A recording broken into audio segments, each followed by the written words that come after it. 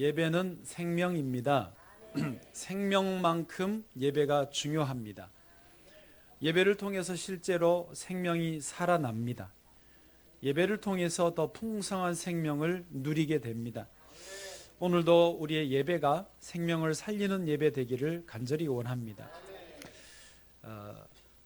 우리 예배자는 운동 경기로 비교하면 운동장에서 뛰는 선수와 같습니다. 예배자가 구경꾼처럼 관객석에 앉아서 있는 것이 뭔가 잘못되어 있습니다. 여러분, 오늘 예배를 이렇게 드리시면서 예배의 운동선수로, 운동장에서 내가 뛴다라는 느낌과 태도로 예배에 참여해 주시기를 부탁드리겠습니다. 지금은 설교를 제가 해야 돼서 여러분이 하실 게 많지 않지만 영적으로는 하실 게 제법 많습니다. 말씀을 잘 들으시면서 마음에 감동이 되면 아멘을 하시는 거고요. 또 제가 자주 쓰던 수법인데, 설교자의 그 한 문장 한 문장을 제가 바로바로 되뇌어 따라가는 겁니다. 앉아 있는 분이.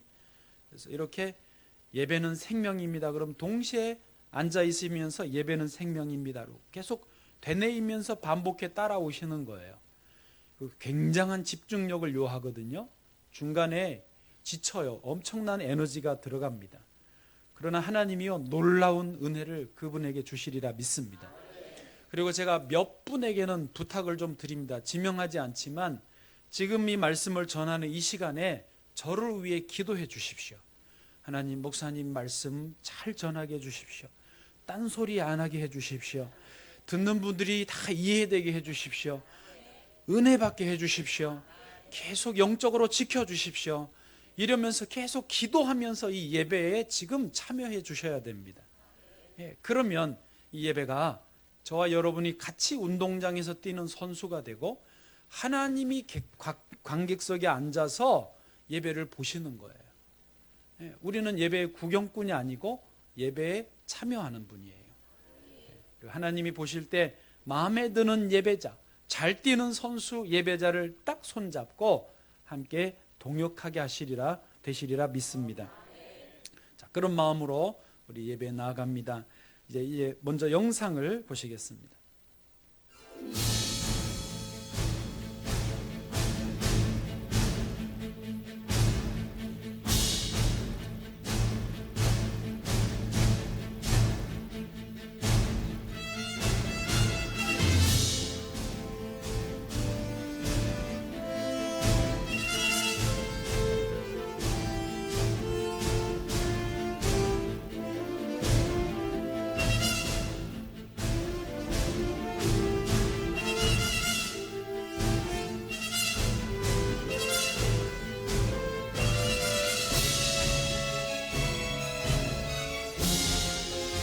잘 아시는 타이타닉호가 침몰했는데 도대체 그 원인이 뭐냐?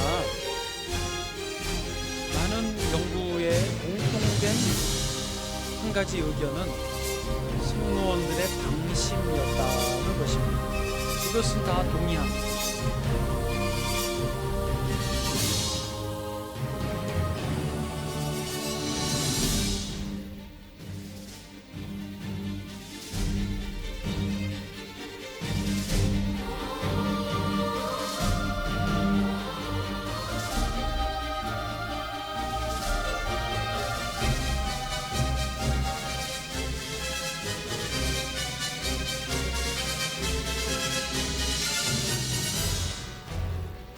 듬직한 선장님도 계셨기 때문에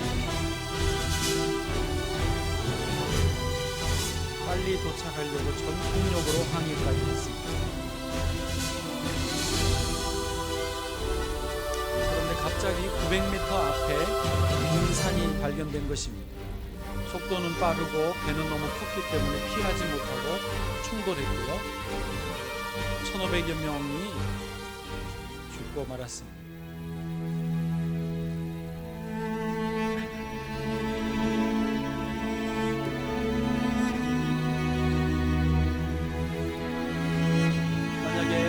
경보를 받고 일찍이 방향을 바꾸었더라면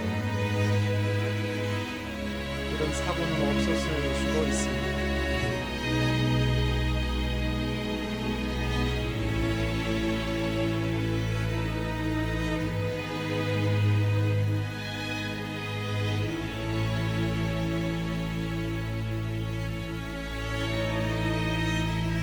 내 뜻, 내 생각이 아닌 주의 뜻대로 삶을 조정해야 합니다.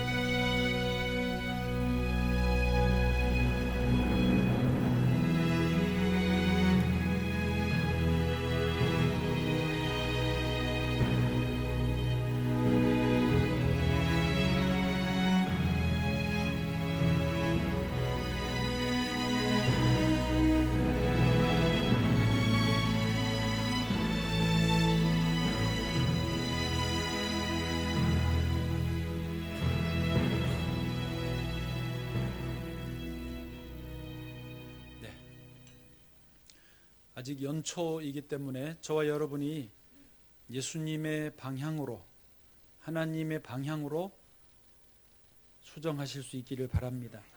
주께서 우리 인생길을 소원의 항구로 인도하여 주실 줄로 믿습니다. 자, 이제 오늘 본문 말씀에 의지해서 예배에 대한 말씀을 나누겠습니다. 오늘도 세 가지로 말씀을 전합니다. 첫째는요, 우리가 삶으로 아버지 하나님을 예배해야 합니다. 우리의 삶으로 하나님 아버지를 예배해야 한다는 것입니다. 오늘 본문 말씀 1절 함께 읽겠습니다. 함께요, 시작. 그러므로 형제들아, 내가 하나님의 모든 자비하심으로 너희를 권하노니 너희 몸을 하나님이 기뻐하시는 거룩한 산 제물로 드리라. 이는 너희가 드릴 영적 예배니라. 아멘. 지금 여러분 운동장에서 뛰고 계시는 거 맞죠? 예. 그런데 너무 점잖게 읽으시는 것 같아요. 예. 다시 한번요. 운동장에서 다름질 하시는 마음으로 시작. 그러므로 형제들아, 내가 하나님의 모든 자비하심으로 너희를 권하노니 너희 몸을 하나님이 기뻐하시는 거룩한 산 제물로 드리라. 이는 너희가 드릴 영적 예배니라. 아멘. 할렐루야. 감사합니다. 중간에 너희 몸을 거룩한 산제물로 드리라라고 되어 있습니다. 여기에 너희 몸은 우리 육체만을 의미하는 것이 아니고 우리 육체로 살아가는 삶을 말합니다. 전인격적인 우리의 삶, 우리의 생활을 여기 너희 몸, 헬라어로는 소마라고 되어 있는데 그렇게 표현하고 있는 것입니다. 그러니까 우리의 이 몸으로 살아가는 삶으로 하나님께 온전한 예배를 드리라는 것입니다. 이것이 영적인 예배고 이것이 합당한 예배라는 말씀입니다. 우리의 육체는요, 본능이 다 있어요.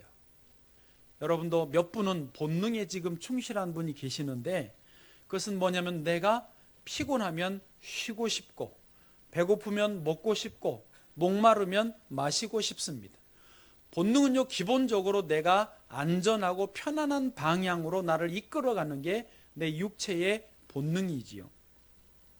또 심지어 우리는 우리 삶이 통장에 잔고가 많고 또 기왕이면 정기적으로 자동으로 돈이 들어오는 입금, 월급이 들어오든지 월세가 들어오든지 그래서 그 돈으로 편안하게 여행도 다니고 맛있는 것도 먹고 찻집에 가서 3시간, 4시간 쉬다 오고 또 골프도 치고 그게 아니면 집에 이렇게 침대에 기대 앉아가지고 TV 리모컨을 돌리든 유튜브를 보든 그러는 편안한 삶을 원하는 게 우리 육체의 본능입니다. 다시 말해서 우리 육체의 본능은 내가 왕이 되는 거예요. 내가 세상의 중심이 되는 거예요. 내가 정확히 말하면 예배의 대상이 되기를 원하는 게 우리 육체의 본능이라는 것입니다. 그러나 성경은 뭐라고 말씀하십니까? 우리가 하나님 아버지를 예배해야 되는데 그러기 위해서는 우리의 이 육체의 본능을 거슬려서 이 육체로 하나님을 예배하라는 것입니다. 왜냐하면 예배의 대상은 내가 아니기 때문에 하나님이기 때문에 그렇습니다. 세상의 중심은 내가 아니고 하나님이시기 때문에 그렇다는 것입니다. 여러분, 어린아이들은 아직 어리기 때문에 자기가 세상의 중심인 줄로 압니다. 또 어릴 때는 어느 정도는 그렇게 만들어줄 필요는 있습니다. 요구하는 거, 원하는 거 다 들어줄 필요가 있지요. 그러나 어느 정도 철이 들고 나이가 들면, 어른이 되면 깨달아야 됩니다. 아, 내가 세상의 중심이 아니로구나. 만약에 어른이 됐는데도 여전히 내가 세상의 중심이야, 세상은 나를 중심으로 돌아가야 해, 이렇게 생각하는 분은요, 인생이 돕니다. 굉장히 그것을 깨닫기까지는 고통스럽고 괴로움이 따르는 것이죠. 어제 제가 동네를 산책을 하는데 갑자기 제 뒤에서 누가 막 다다다다다 달려오는 소리와 느낌이 있어요. 그래서 뭔가 조금, 그래서 이렇게 돌아보니까 젊은 아빠와 한 6살, 7살 정도 되어 보이는 어린 아들이 둘이 달리기 시합을 한 거예요. 그래서 제 뒷쯤에서 멈췄어요. 꼭 누가 이기기 위해서라기보다는 가만히 보니까 아들이, 어린애가 달리는 거를 굉장히 좋아하는 것 같아요. 아빠한테 이렇게 말합니다. 나 엄청 빠르지?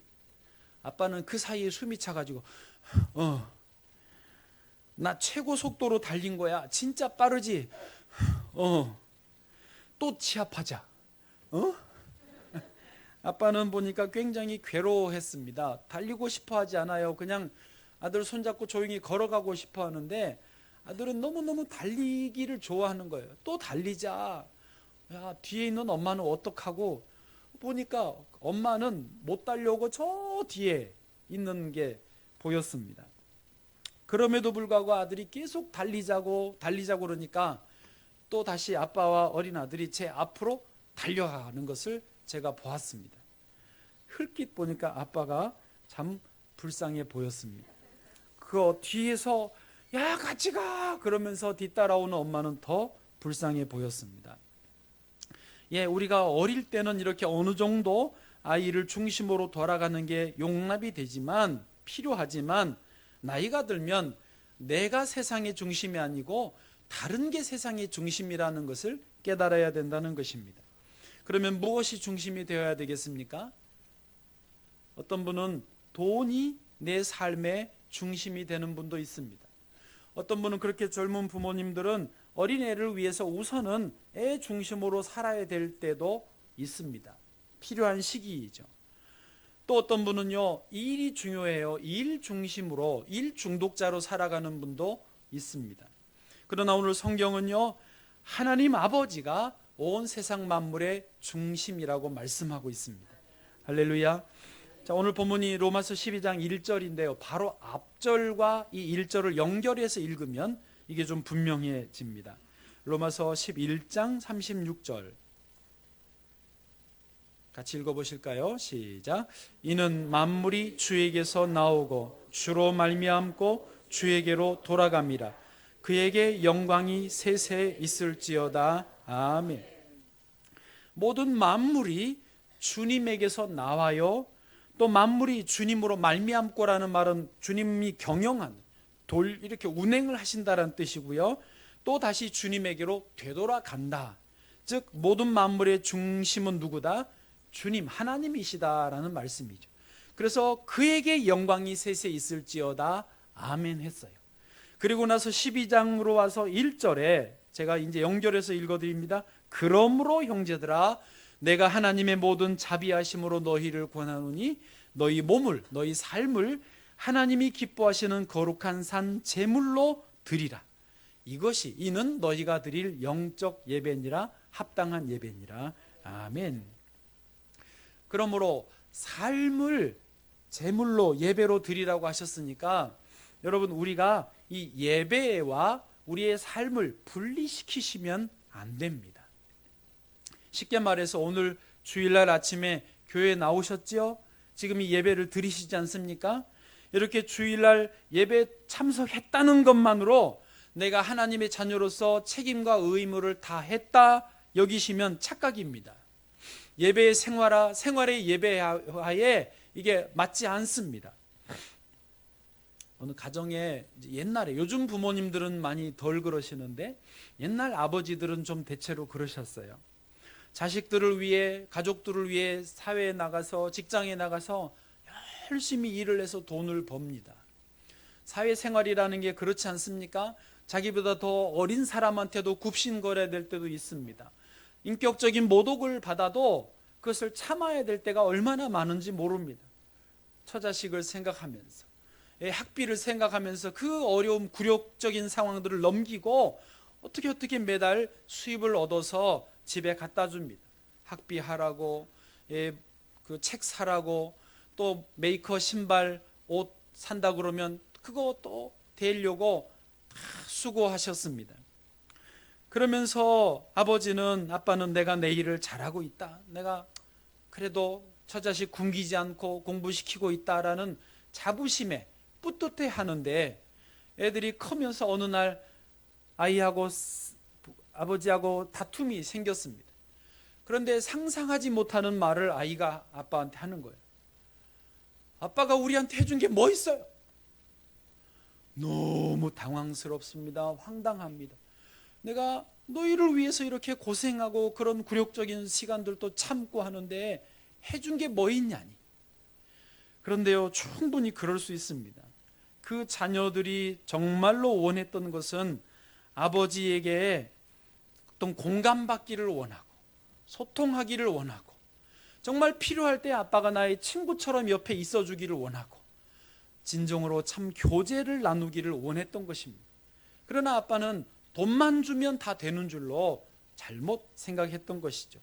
그게 성장하는 과정에 어느 순간에 이제 서로 소통이 안 된다, 공감이 안 된다고 여기니까 완전히 담을 쌓고 그냥 아빠는 돈만 주는 거고, 자녀는 그냥 아빠는 말이 안 통해 하고 담이 쌓아졌던 것이죠.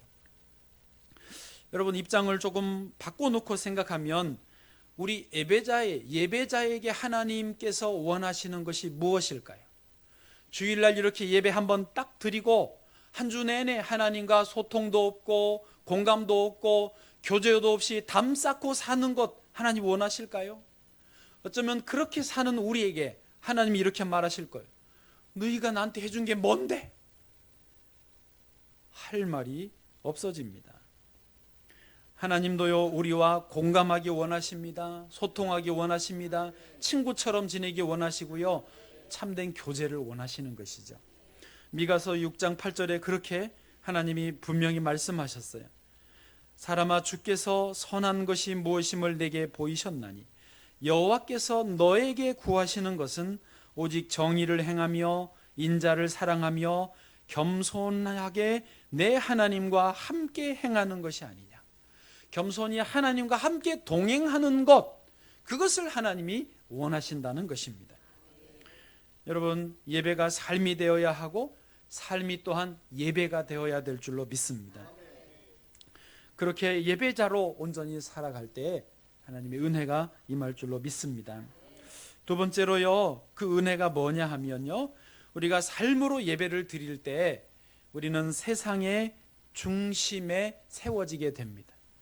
다시요, 우리가 그 삶으로 예배를 드릴 때 우리는 세상의 중심에 세워지는 은혜를 입는다는 것입니다. 왜 그럴까요? 우리가 만물의 중심 되시는 하나님께 예배를 드리면 하나님이 세계 중심이시니까 우리를 그 중심으로 끌어들이는 것입니다. 예배자는요, 예배의 대상을 담게 되어 있습니다. 이 말 이해하십니까?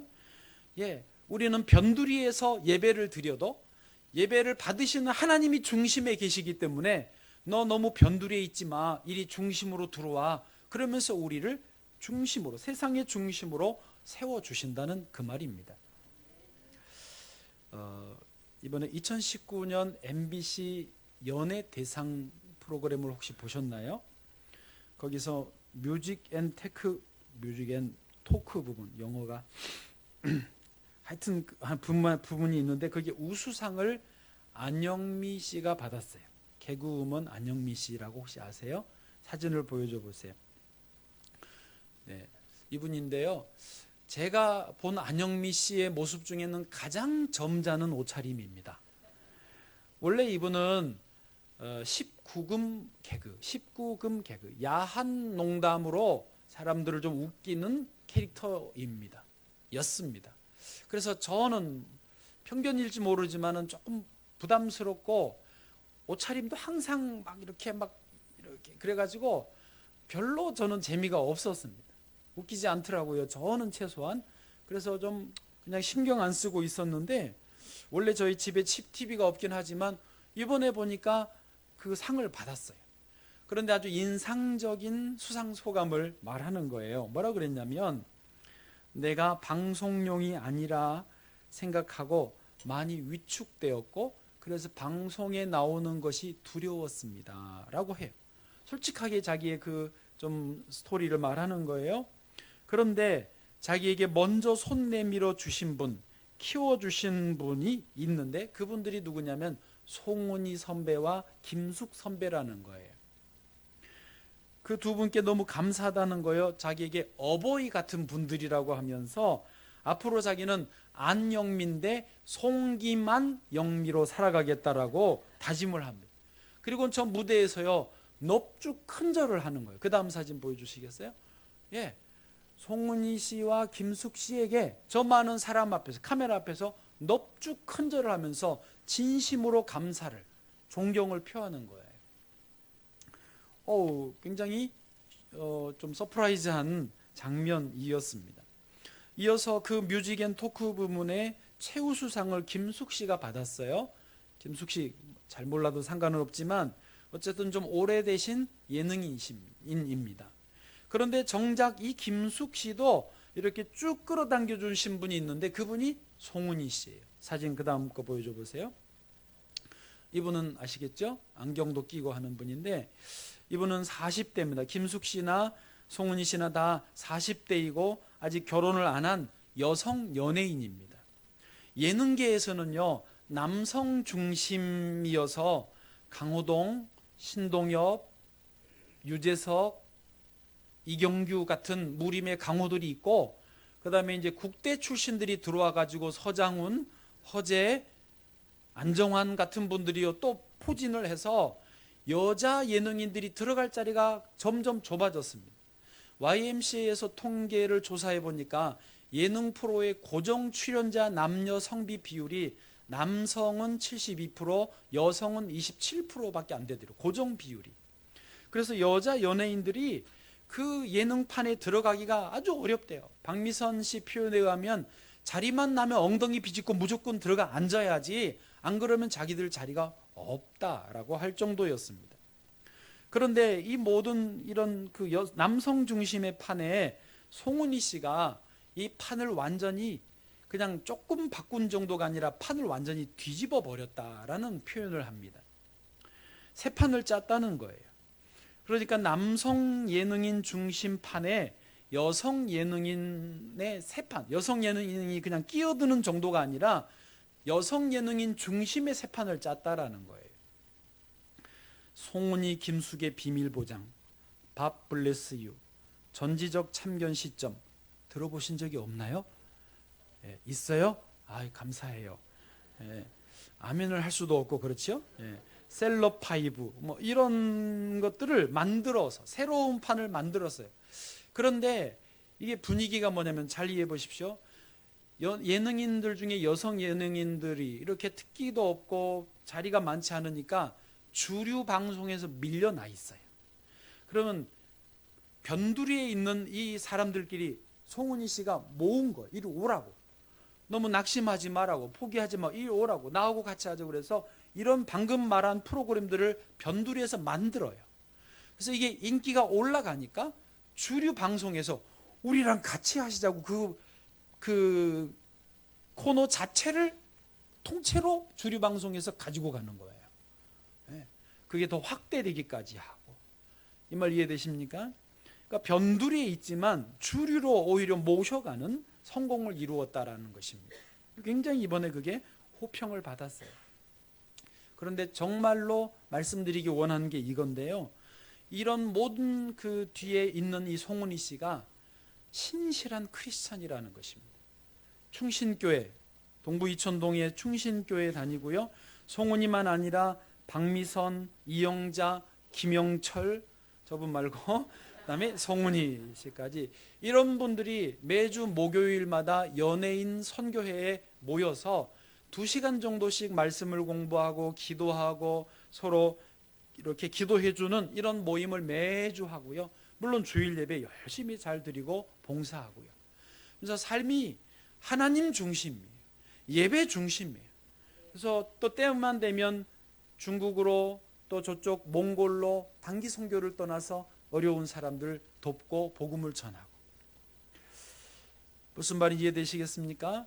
비록 아까 말한 그런 김영철 씨도요, 이렇게 입이 툭 튀어나온 이렇게 진짜 웃기게 생기신 분 있잖아요. 키 크고. 그분도 그냥 자기가 캐나다의 개그 대회에 나가려고 영어 공부를 조금 시작했다가 너무 잘 되는 거예요. 그래서 영어 공부 책을 2권씩이나 내고, 예, 참 비주류 같은데 그분들이 다 한 분야의 주류를 형성하는 거예요. 박미선도 그렇고요, 이영자 씨도 그렇고요, 송은이는 지금 소개해드린 대로 그렇고요. 여러분, 하나님 중심으로 하나님을 예배하는 사람은요, 변두리에 있어서 예배해도 하나님이 중심으로 끌어들여 주신다는 것을 깨닫기를 원합니다. 성경에서도 그렇습니다. 요셉을 보십시오. 그의 인생이 변두리로 완전히 무명으로 밀려났지 않았습니까? 그러나 거기서 하나님을 예배했더니 애굽의 총리가 되게 하셨습니다. 다윗을 보십시오. 이세의 8 중에 막내로서 아버지도 그 다윗의 존재를 잊어버릴 정도로 그렇게 존재감이 없었습니다. 그러나 다윗은 목동으로서 양을 치면서 예배하였더니 하나님이 그를 찾아오라고 그러셔서 이스라엘의 왕으로 기름 부어 세우신 것입니다. 여러분, 이것을 믿으시기 바랍니다.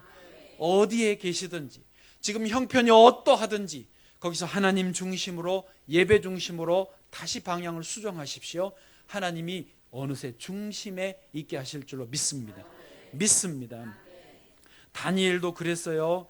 다니엘은요, 하루에 3번 하나님께 기도를 드렸습니다. 그 부분은 좀 직접 보실까요? 다니엘서 6장 10절 말씀입니다. 시작.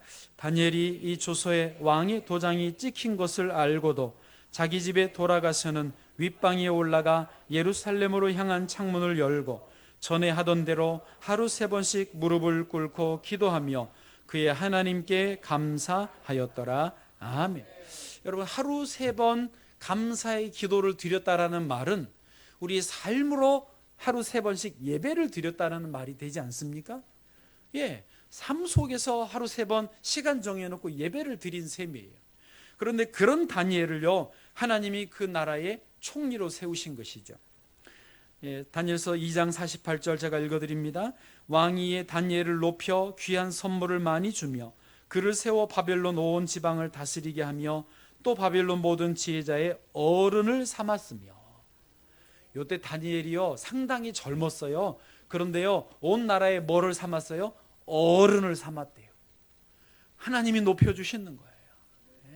포로 소년이 그 나라의 어른이 되게 하시는 비결이 뭐예요? 하루 3번 기도하는 거예요. 예배드리는 거예요. 다니엘은요, 그 느부갓네살 왕이 죽고 벨사살 왕이 됐을 때도 역시 그 자리를 유지했고요. 그 바벨론이 무너지고 메대라는 나라가 섰을 때도 역시 똑같은 총리의 자리를 유지했습니다. 알려지기로는 약 80세 정도까지 다니엘이 살았는데 계속해서 그 총리의 자리를 유지했어요. 비결이 뭐예요? 계속해서 삶으로 하루 3번 예배를 드렸다는 것이죠.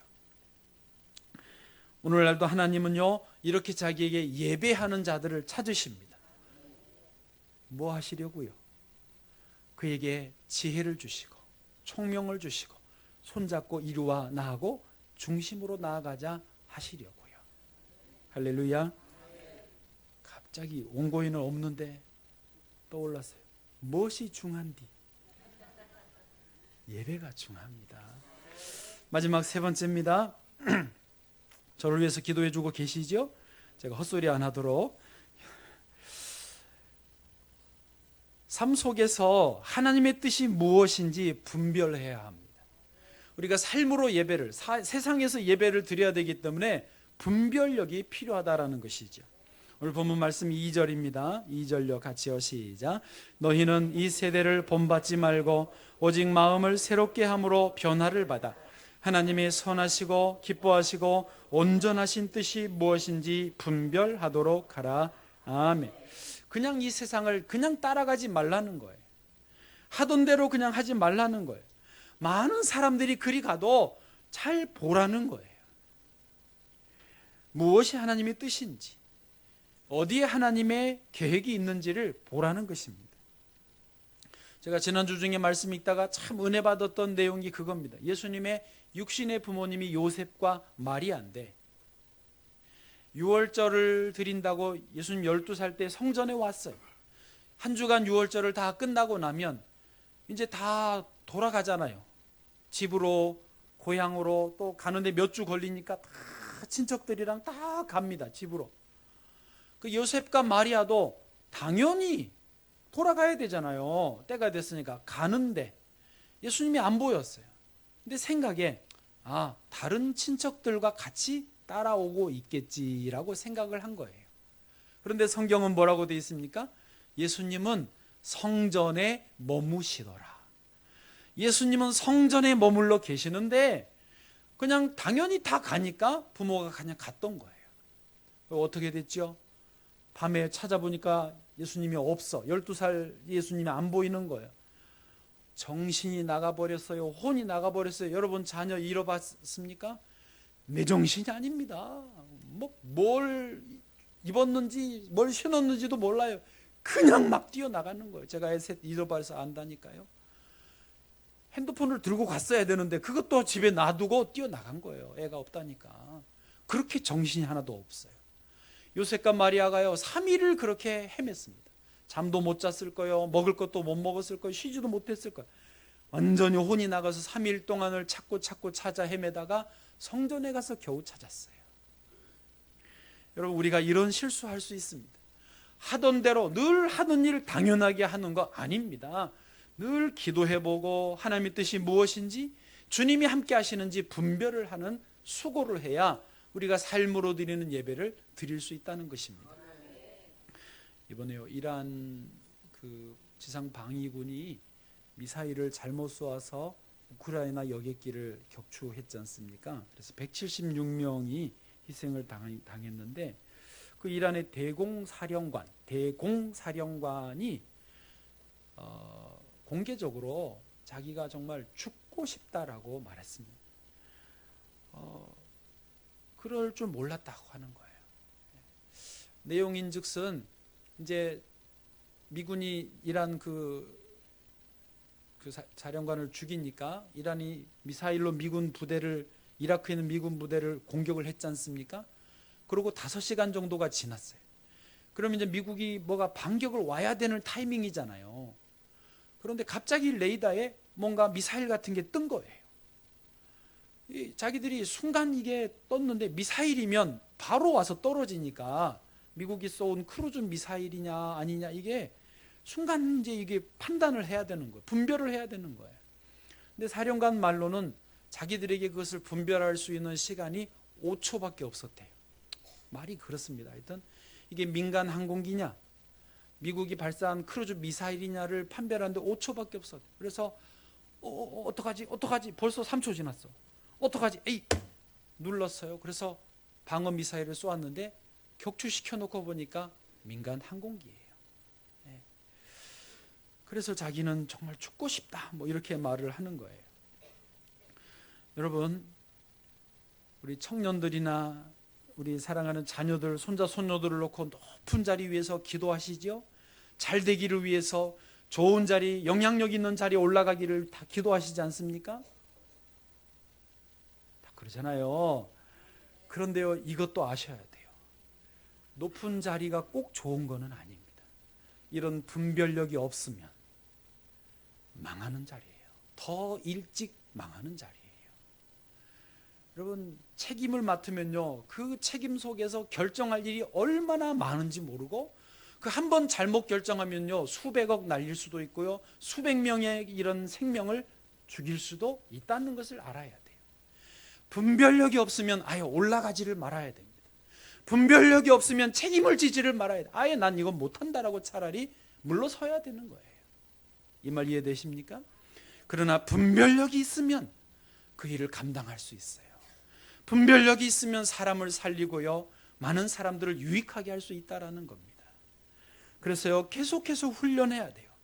무엇이 하나님의 뜻이냐, 무엇이 생명을 살리는 길이냐, 무엇이 예수님이 기뻐하시는 일이냐를 늘 어려서부터 훈련하셔야 돼요. 그런 의미에서 코람데오를 우리가 좀 훈련하면 좋겠어요. 따라해 보세요. 코람데오. 코람데오. 들어보셨지요? 코람이라는 말은 앞에서이고 데오라는 말은 하나님이라는 뜻입니다. 코람데오가 늘 우리의 일상의 삶 속에서 하나님 앞에 산다라는 이런 의식을 가지고 사는 거예요. 여러분, 하나님 앞에 있는데 우리가 함부로 말할 수 있습니까? 함부로 행동할 수 있습니까? 함부로 결정할 수 없습니다. 그래서 오히려 하나님 앞에 있는 게 불편할 것 같지만 우리를 지켜주고 나를 통하여 하는 모든 일들이 복이 되게 하고 생명을 살리게 하는 것입니다. 코람데오와 대비되는 말이 코람 호미니부스입니다. 해보세요. 코람 호미니부스. 여러분은 라틴어를 하고 계십니다. 코람 호미니부스는요, 인간 앞에서입니다. 인간 앞에서 사는 사람들은요, 그 인간에게만 맞춰주면 되거든요. 어떻게 보면 쉽지만 그 내 앞에 있는 그 인간도 나를 책임져 주지 못하는 거예요. 그래서 코람데오, 하나님 앞에서 사는 것이 우리에게 가장 복된 길인 줄로 믿습니다. 미국의 그 오클라 심장센터에 정수영 박사님이 있어요. 이분 아주 신실한 그리스도인인데요. 한국에서 의대를 졸업하고 미국에 잠시 이제 유학을 갔습니다.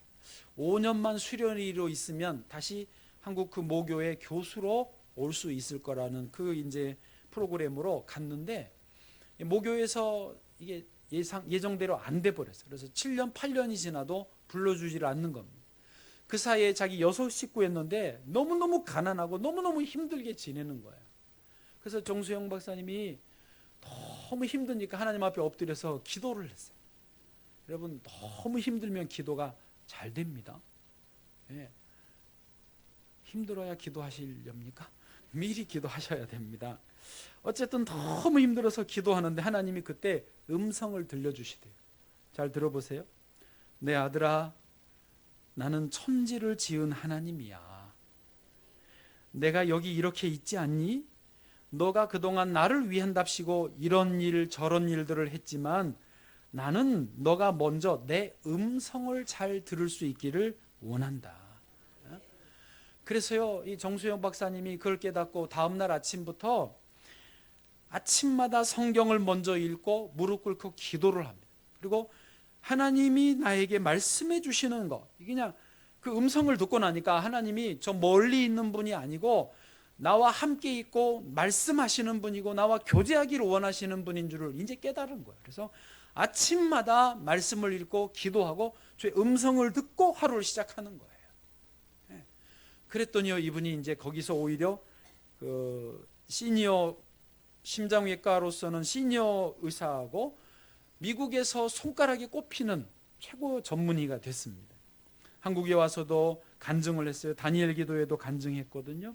그리고 병원에서 이제 동료 의료진들과 성경 공부하고 기도회하고, 또 의료팀 꾸려서 내몽골로, 북한으로, 중국으로 선교 나가고, 또 거기에 심장병원이 굉장히 그 중요하거든요.